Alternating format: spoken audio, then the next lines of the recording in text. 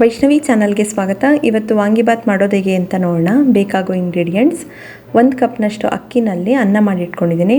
ಅನ್ನ ಮಾಡಿಬಿಟ್ಟು ಈ ರೀತಿ ಒಂದು ಅಗಲವಾದ ಪಾತ್ರೆಯಲ್ಲಿ ಹಾರಾಕೊಳ್ಳಿ. ಅನ್ನ ಮೆತ್ತಗೂ ಇರಬೇಕು, ಉದುದ್ರಾಗೂ ಇರಬೇಕು. ಮಾಡುವಾಗ ಒಂದು ಸ್ವಲ್ಪ ಎಣ್ಣೆ ಮತ್ತು ಉಪ್ಪು ಹಾಕಿ ಮಾಡೋದ್ರಿಂದ ಉದುದ್ರಾಗೂ ಆಗುತ್ತೆ, ರುಚಿಯಾಗೂ ಇರುತ್ತೆ.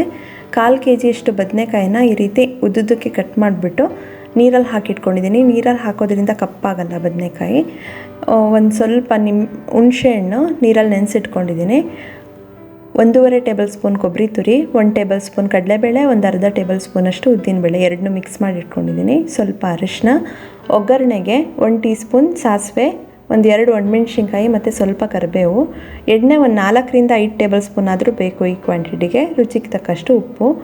ನಾವು ವಾಂಗಿಬಾತ್ ಪುಡಿ ಮಾಡೋದು ಹೇಗೆ ಅಂತ ಲಾಸ್ಟ್ ವಿಡಿಯೋದಲ್ಲಿ ನೋಡಿದ್ವಲ್ಲ, 3 ಟೇಬಲ್ ಸ್ಪೂನಷ್ಟು ತೊಗೊಳ್ಳಿ. ನಿಮಗೆ ಡಿಸ್ಕ್ರಿಪ್ಷನಲ್ಲಿ ಲಿಂಕ್ ಇದೆ, ಓಪನ್ ಮಾಡಿದ್ರೆ ಸಿಗುತ್ತೆ. ಈಗ ಮಾಡೋದು ಹೇಗೆ ಅಂತ ನೋಡೋಣ. ಒಂದು ಪಾತ್ರೆಯಲ್ಲಿ ಎಣ್ಣೆ ಬಿಸಿ ಮಾಡಿಬಿಟ್ಟು ಸಾಸಿವೆ ಹಾಕ್ಕೊಳ್ಳಿ. ಸಾಸಿವೆ ಸಿಡಿದ ನಂತರ ಕಡಲೆಬೇಳೆ, ಉದ್ದಿನಬೇಳೆ ಹಾಕ್ಕೊಳ್ಳಿ. ನಿಮಗೆ ಶೇಂಗಾ ಇಷ್ಟಪಡೋರು ಇದಕ್ಕೆ ಶೇಂಗಾ ಕೂಡ ಹಾಕ್ಕೋಬೋದು. ಸ್ವಲ್ಪ ಕೆಂಪಗಾದಮೇಲೆ ಒಣಮೆಣ್ಸಿನ್ಕಾಯಿ, ಕರಿಬೇವನ್ನ ಹಾಕಿ ಬದನೆಕಾಯಿ ಹಾಕ್ಕೊಳ್ಳಿ. ನೀರೆಲ್ಲ ತೆಗೆದುಬಿಟ್ಟು ಬದನೆಕಾಯಿ ಹಾಕ್ಕೊಳ್ಳಿ. ಜಾಸ್ತಿ ಕ್ವಾಂಟಿಟಿ ಕೂಡ ಹಾಕ್ಕೋಬೋದು ನಿಮಗೆ ಬೇಕಂದರೆ ಬದನೆಕಾಯಿನ. ಎಣ್ಣೆನಲ್ಲೇ ಆದಷ್ಟು ಹುರ್ಕೋಬೇಕು. ಇದಕ್ಕೆ ಸ್ವಲ್ಪ ಅರಿಶಿನ ಹಾಕ್ಕೊಳ್ಳಿ, ಹಾಕ್ಕೊಂಡು ಹುರ್ಕೋಬೇಕು. ಸ್ವಲ್ಪ ಉಪ್ಪನ್ನೂ ಹಾಕ್ಕೊಳ್ಳಿ. ಬದನೆಕಾಯಿಗೆ ಎಷ್ಟು ಬೇಕೋ ಅಷ್ಟು ಉಪ್ಪು ಹಾಕ್ಕೊಳ್ಳಿ. ಈ ರೀತಿ ಹಾಕ್ಕೊಂಡು ಹುರ್ಕೋಬೇಕು. ಬದನೆಕಾಯಿ ಬೇಯಲಿಲ್ಲ ಅಂದರೆ ಮಾತ್ರ ವಾಂಗಿಬಾತ್ ಚೆನ್ನಾಗಿರಲ್ಲ. ಚೆನ್ನಾಗಿ ಬೆಂದಷ್ಟು, ಈ ಎಣ್ಣೆಲೇ ಹುರಿದಷ್ಟು ಚೆನ್ನಾಗಿರುತ್ತೆ ವಾಂಗಿಬಾತು. ಒಂದು ಲಿಡ್ನ ಕ್ಲೋಸ್ ಮಾಡಿ ಒಂದು 4 5 ನಿಮಿಷ ಬೇಯೋವರೆಗೂ ಬೇಯಿಸ್ಕೋಬೇಕು.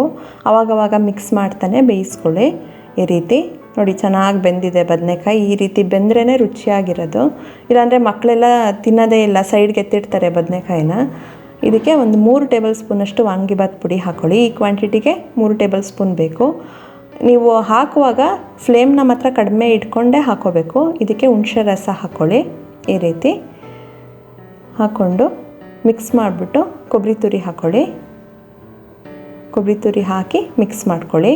ಇದನ್ನು ತುಂಬ ಹೊತ್ತು ಕುದಿಸ್ಬಾರ್ದು. ಗಟ್ಟಿಯಾದ್ರೂ ಅನ್ನಕ್ಕೇನು ಮಸಾಲೆ ಹಿಡಿಯಲ್ಲ. ಒಂದು ಜಸ್ಟ್ 10 to 15 ಸೆಕೆಂಡ್ಸ್ ಈ ರೀತಿ ಹುರಿದ್ಬಿಟ್ಟು ಇದಕ್ಕೆ ಅನ್ನ ಹಾಕ್ಕೋಬೇಕು. ಈ ರೀತಿ ಫ್ಲೇಮ್ನ ಕಡಿಮೆ ಇಟ್ಕೊಂಡೇ ಅನ್ನ ಹಾಕ್ಕೊಳ್ಳಿ. ಹಾಕ್ಕೊಂಡು ಈ ರೀತಿ ಮಿಕ್ಸ್ ಮಾಡ್ಕೊಳ್ಳಿ. ಕೆಲವು ಕಡೆ ನಿಂಬೆಹಣ್ಣು ಕೂಡ ಹಾಕ್ತಾರೆ ಹುಣಸೆಹಣ್ಣು ಬದಲು. ಅದು ಕೂಡ ಚೆನ್ನಾಗಿರುತ್ತೆ ಟೇಸ್ಟು. ಅದನ್ನು ಕೂಡ ನೀವು ಟ್ರೈ ಮಾಡ್ಬೋದು. ಈ ರೀತಿ ಮಿಕ್ಸ್ ಮಾಡಿಬಿಟ್ಟು ಒಂದು 2 3 ನಿಮಿಷ ಕಾವ್ನಲ್ಲೇ ಬಿಡಬೇಕು ಸಿಮ್ನಲ್ಲಿ. ಅದಾದಮೇಲೆ ಎಲ್ಲ ಮಿಕ್ಸ್ ಮಾಡಿಬಿಟ್ಟು ಗ್ಯಾಸ್ ಆಫ್ ಮಾಡಿ ಬಿಸಿ ಬಿಸಿದನ್ನೇ ಸರ್ವ್ ಮಾಡಿ. ಲಂಚ್ ಬಾಕ್ಸಿಗಂತೂ ತುಂಬ ಚೆನ್ನಾಗಿರುತ್ತೆ ವಾಂಗಿಬಾತ್. ನೋಡಿದ್ರಲ್ವ, ಸುಲಭವಾಗಿ ವಾಂಗಿಬಾತ್ ಮಾಡೋದು ಹೇಗೆ ಅಂತೇಳಿ. ನಿಮ್ಮ ಮನೆಯಲ್ಲೂ ಮಾಡಿ ನೋಡಿ ನಿಮ್ಮ ಅಭಿಪ್ರಾಯನ ತಿಳಿಸಿ. ಮತ್ತಷ್ಟು ಈಸಿ ರೆಸಿಪೀಸ್ಗಾಗಿ ವೈಷ್ಣವಿ ಚಾನಲ್ಗೆ ಸಬ್ಸ್ಕ್ರೈಬ್ ಆಗೋದು ಮರಿಬೇಡಿ. ಈ ವಿಡಿಯೋ ಇಷ್ಟ ಆದರೆ ಲೈಕ್ ಮಾಡಿ, ಶೇರ್ ಮಾಡಿ. Thank you.